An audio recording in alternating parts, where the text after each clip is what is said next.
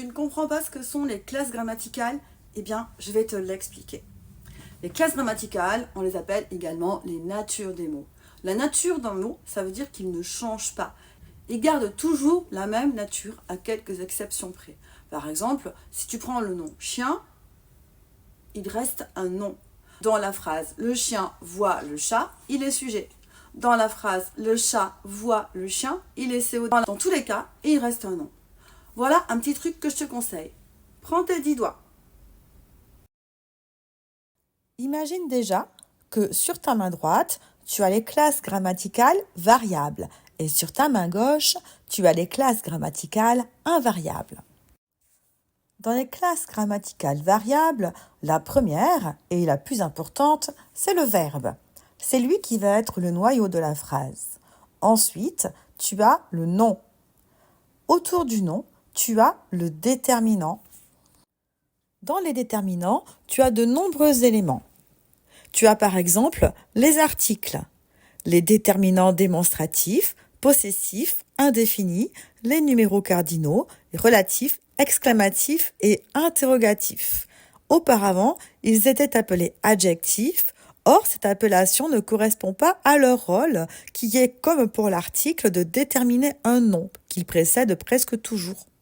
Ensuite, tu vas avoir les adjectifs. Tu as les adjectifs qualificatifs, qui donnent une qualité au nom, les adjectifs relationnels, numéros ordinaux, et les adjectifs possessifs.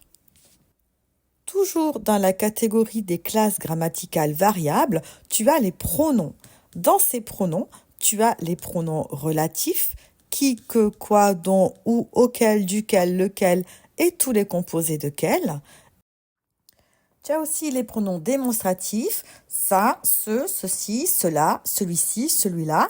Les pronoms indéfinis, autrui, chacun, on, plusieurs, quelqu'un, quiconque, tous.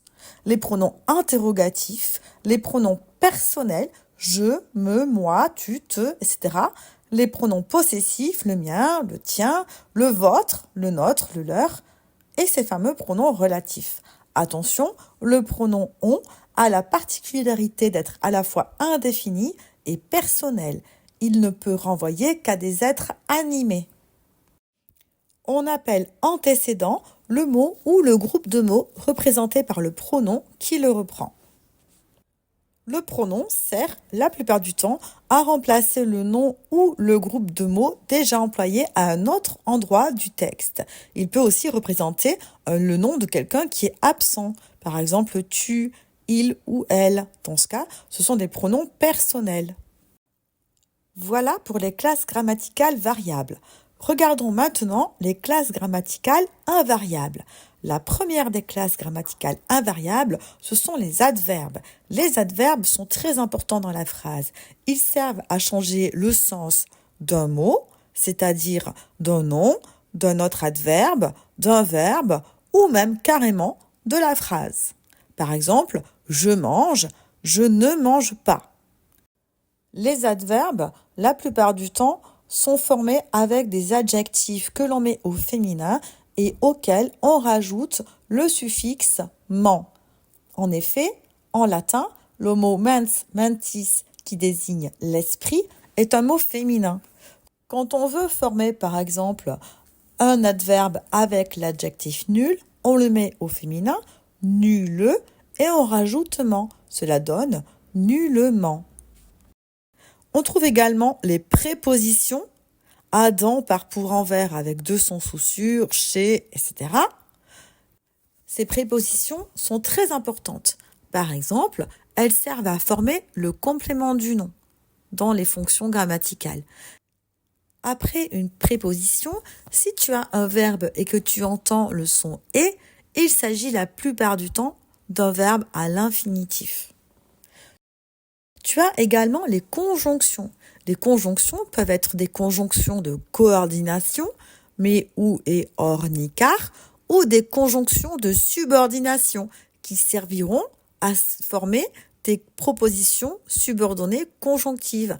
Par exemple, tu peux avoir quand, lorsque, puisque, si, bien que. Et tu trouves également, pour dernière classe grammaticale, les interjections et les onomatopées. Les interjections, ce sont ces petits mots que l'on dit et qui n'ont pas vraiment de sens, si ce n'est pour dire notre émotion, notre sentiment. Par exemple, zut, aïe, oh, ou même tout simplement allô.